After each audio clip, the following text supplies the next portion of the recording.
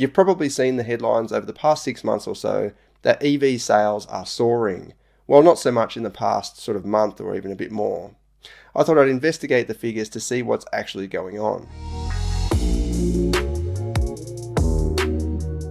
According to VFACTS, so this is a report compiled by the Federal Chamber of Automotive Industries in Australia, a monthly report, and it puts together all of the new vehicle registrations. So basically deliveries, not sales, but deliveries. And if we have a look at the May results, there were 8,974 EV sales.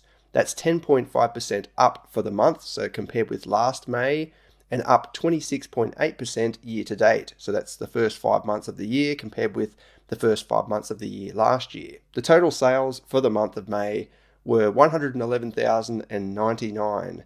So that means EVs contributed 8.07% of the overall sales. If we have a look at some of the other powertrain categories, hybrids made up 16,281 sales, up 113.4% for the month, and up 126.8% year to date.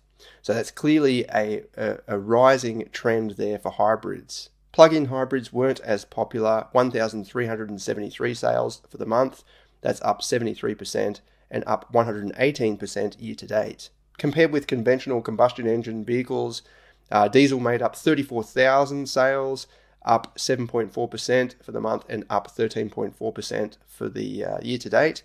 So it's not a big increase, but you could argue that these have been established. So we'll get to that in a minute. Petrol was 45,262 for the month.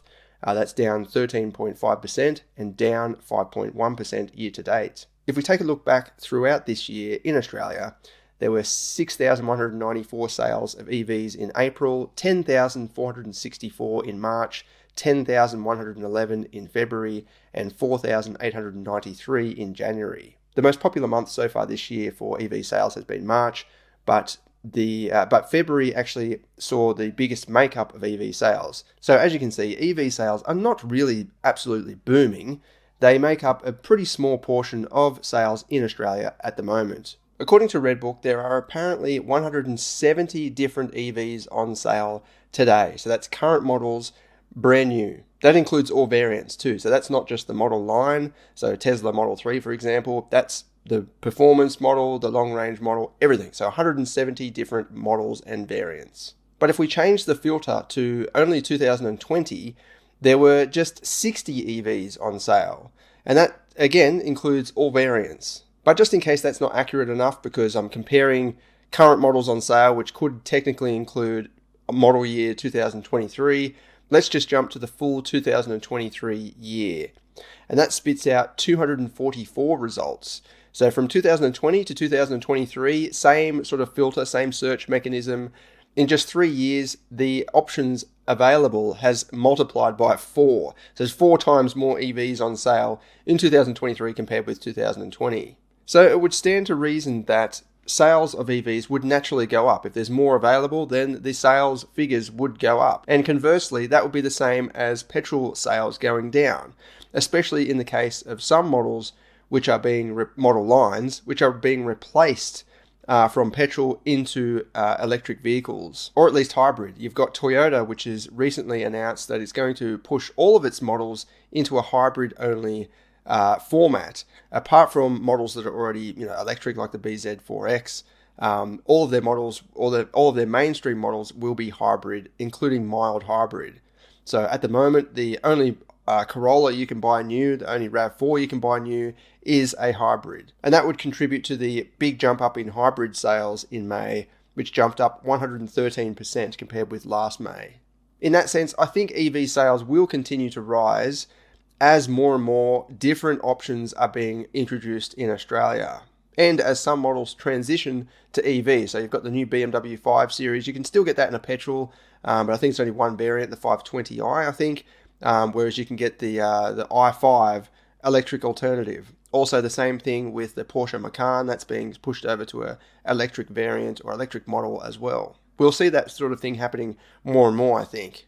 This rush to push out more EVs, which was mainly brought on by the government, tightening its emissions laws, basically picking on the auto industry, in my opinion, But it's actually causing an overproduction. You've probably seen reports of Teslas all lining up and overflowing into car parks and things like that, even seeing them from outer space. I remember seeing a report. That's basically the result of the government pushing automotive manufacturers to really rush out these EVs. Because at the end of the day, if emissions needs to be reduced, one of the quick and easy ways to do that for a manufacturer is to just convert it to an EV, because straight away the emissions are cut at the tailpipe. That's all the government seems to care about.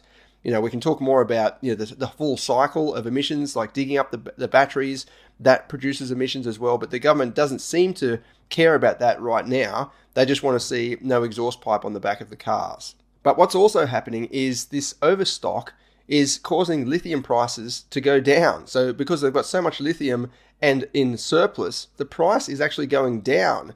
So I was reading an article by Forbes, citing an investment bank. The price of lithium sold in China dropped by 15% just last month. The report also says that lithium was $82,000 per tonne just 2 years ago, and now it's down to, or as of last week, it's down to $12,000 per tonne. And they're expecting it to drop even further. I think that's going to cause even more problems of just the value dropping right down.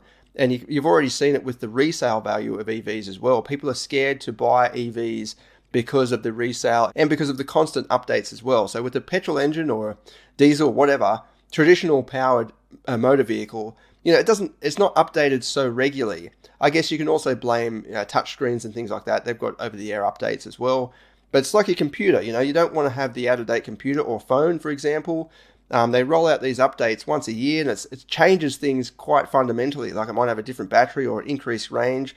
So people go and buy the latest model because it's got this latest capability. That pushes the EV price, or the second-hand EV price, down even further because just all these constant updates. Think of a second-hand computer. It's not that valuable compared with the price of a brand new computer. And then you've also got some manufacturers that are winding back on EV production. So I saw just last week, Mazda, Toyota, and Subaru are pairing together to produce more petrol engines or combustion engines with hybrid tech and all that sort of thing, but they're actually not going so fierce on EV-only technology. You've also got Mercedes-Benz that are winding back on their EV production of their big, large luxury sedans. It'll be interesting to see what happens in the future anyway. Keep an eye out on our website for the VFACTS report. I do a big breakdown report every month. It happens at about the 5th or 6th of every month. And I include the sales figures for petrol and diesel, electric and hybrid as well. Tell me what you think. Are you considering buying an EV, or perhaps you're a bit afraid of buying an EV because of the resale value, because of the battery prices? Let me know in the comments below. Thanks for watching.